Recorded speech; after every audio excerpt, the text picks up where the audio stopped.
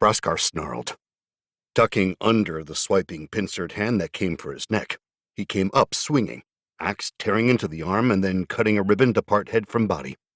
The creature had a second one, but it mattered little when it was bleeding so badly. A boot to the body sent the 𝗃𝒂𝒂 stumbling back, dying as 𝗂𝒂𝒂 reset himself, the red of his growing rage skill glowing around him. All around, the press of 𝗃𝒂𝒂 holding the line against the armored 𝗃𝒂𝒂 bumped and shoved into him.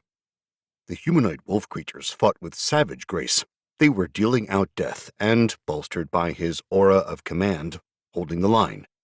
Barely. Their own enemies were just as strong, bolstered by a hero as well, whose own aura skill played out across a wider scope of area than 𝗂𝒂𝒂r's. Different specializations fought for 𝗂𝒂𝒂 on the front lines, even if he was a warlord. He helped hold the line, a very tenuous one, as the diamond of personnel was compressed more and more deeply.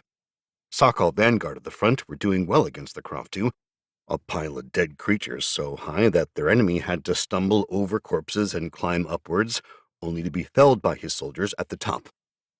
The back was held by the juggernauts, the massive four-legged 𝗃𝒂𝒂 that held the lines, swinging multiple arms, some bladed, some scythed, some just holding blocks of jagged stones, and striking the few that dared to close in on them. Their defenses were sufficient to block the majority of attacks, such that they fell slowly. But fall they did eventually.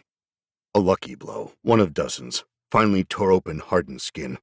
A 𝗃𝒂𝒂, crazed, dove into the wound, opening it wide. Even as the juggernaut tore it out of their body, it took more skin, more flesh, leaving others to rush.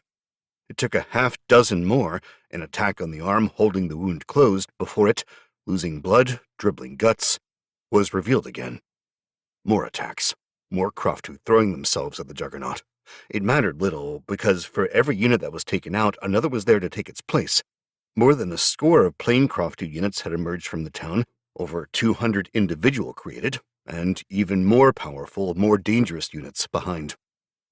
The army was bogged down, caught in the center, and 𝗂𝒂𝒂 could not find a way out, could not find a way to break free, even as his units fell all around him and arrows rained down from above, slowly killing their enemies, all too slowly.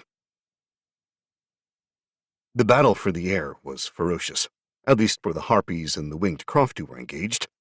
The winged 𝗃𝒂𝒂 were shams of flyers, unable to truly maneuver in the same way his people could. Even those with wings seemed uncomfortable with their use, often lurching upwards or downwards. These would not have been an issue for the harpies who fought them, even if those same harpies were mostly civilians, had it not been for their numbers. So many of them were engaging his people that they were losing. Blows to wings, to bodies, grips holding onto clawed legs at the last moment so that they all fell. Sacrifices tore apart his own defenders, even as he finished casting a single, simple spell that altered the air pressure in the middle of the battle. All units were caught out, but his people knew what to do, diving with the drop or letting themselves experience it rather than fight the sudden change, spinning around and circling their enemies to take advantage. His enemies suffered more, fragilely stitched on wings tearing, others crumpling, others overcorrecting and smashing into others of their kind or slamming into the earth.